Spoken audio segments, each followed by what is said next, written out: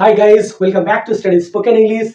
Guys, आज part 20 में पढ़ेंगे आई का उच्चारण। आई का उच्चारण आई क्या होगा? आ और ई यानी आई लिखेंगे आई और पढ़ेंगे भी आई।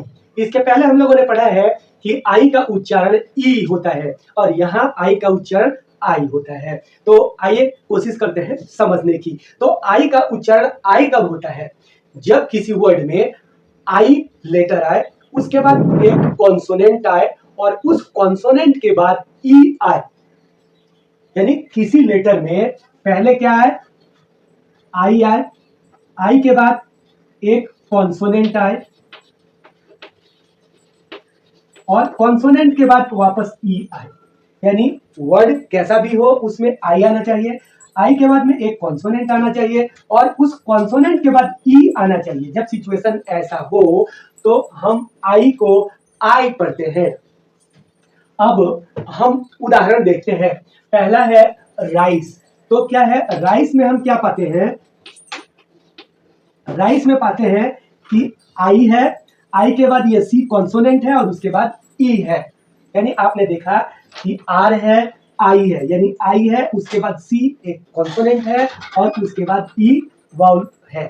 यानी सिचुएशन क्या है कि किसी भी वर्ड में आई आना चाहिए, उसके बाद एक कॉन्सोनेंट आना चाहिए और उसके बाद ई आना चाहिए। जब सिचुएशन ऐसा हो तो हम आई को आई पढ़ते हैं। जब आई को आई पढ़ेंगे तो यहाँ आ के लिए मात्रा हो जाएगी और मात्रा होने के लिए कोई ना कोई हमें एक लेटर चाहिए, तो वो लेटर यहाँ हो जाएगा और उसके बाद से ई हो जाएगी। अब जैसे हमने देखा कि लिखा है राइस, क्या लिखा है? RICE। अब इसको कैसे पढ़ेंगे कि यह राइस ही लिखा है? तो आर से होता है र, आर से होता है र और आई से क्या होता है? आई से आ की मात्रा, आ की मात्रा हमने बिठा दी, उसके बाद ई, तो ई लिख दिया और सी से सौ भी होता है, सी से क भी होता है, यहाँ सी से सौ होगा। तो ये हो गया राइस और इस राइस का मतलब हो गया चावल। तो आपने देखा कि किसी भी वर्ड में पहले आई हो, आई के बाद कॉन्सोनेंट हो और उसके बाद ई हो। अगर सिचुएशन ऐसा हो तो हम आई को आई पढ़ते हैं, आ के लिए मात्रा होती है और फिर ई लिखते हैं। अब दूसरा शब्द ले लेते हैं। देखिए लाइफ, क्या लिखा है? LIFE। तो यहां भी कंडीशन फुलफिल करता है कि पहले आई है, उसके बाद एफ कॉन्सोनेंट है और उसके बाद ई है। तो अब इसमें हम क्या पढ़ेंगे? एल से लॉ, एल से लॉ और आई से आई, आई में आ के लिए मात्रा, तो लॉ में मात्रा हो जाएगा ला और उसके बाद से ई, तो हम लिख लिए ई और एफ से होता है फॉर, तो क्या हो जाएगा? लाइफ। आप बोलेंगे ई कहाँ गया? तो ई का उच्चारण नहीं होता है। और दूसरा नियम यह होता है कि जब किसी वर्ड में लास्ट में ई आता है तो वह ई अपने पहले वाले वाउल को साउंड देता है, यानी ई अपने पहले वाले वाउल को साउंड देता है। तो यहाँ ई आई को साउंड दिया और यहाँ पे उच्चारण लाइफ यानी प्रेशर देकर आया, जिसको स्ट्रेस बोलते हैं, यानी दबाव देकर उच्चारण होगा लाइफ। तो ई का उच्चारण नहीं होगा और यह आई को प्रेशर दे देगा कि आप उच्चारण करो, तो ये उच्चारण लाइफ होगा। अब आगे कोई दूसरा और भी ले लेते हैं। जैसे ले लीजिए लाइन। तो यहाँ क्या है? LIME और इसमें एल से होता है लॉ, आई है तो आई के लिए आ की मात्रा और ई और एम से होता है मो, तो ये हो गया लाइन। और आगे भी कुछ वर्ड देखते हैं। गाइस, आप परेशान ना हो, आप समझने की कोशिश करें। क्यों?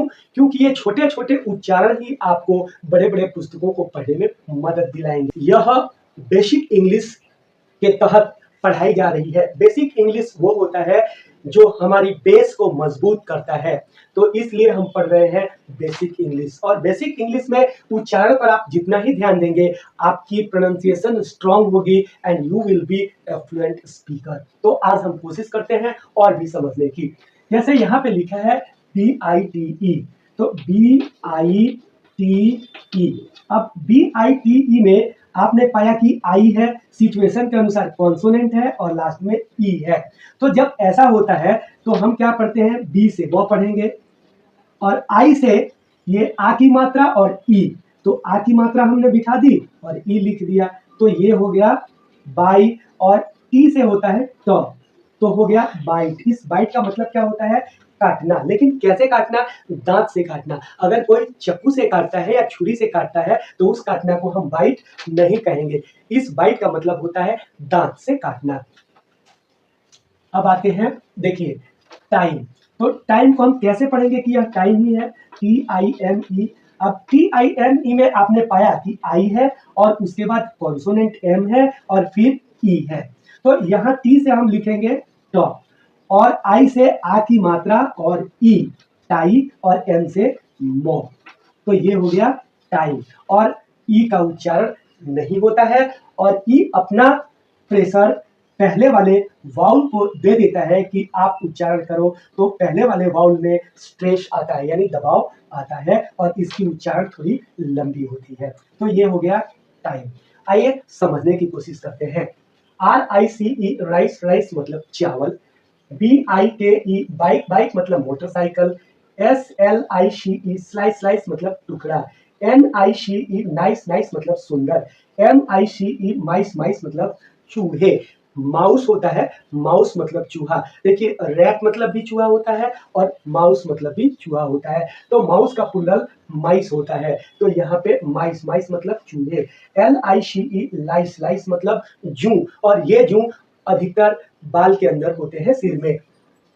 BITE बाइट, बाइट मतलब काटना, दांत से काटना। जैसे कोई सेव हाथ में लिया हो और उस सेव को दांत से काटकर खा रहा हो तो उसको कहेंगे बाइट।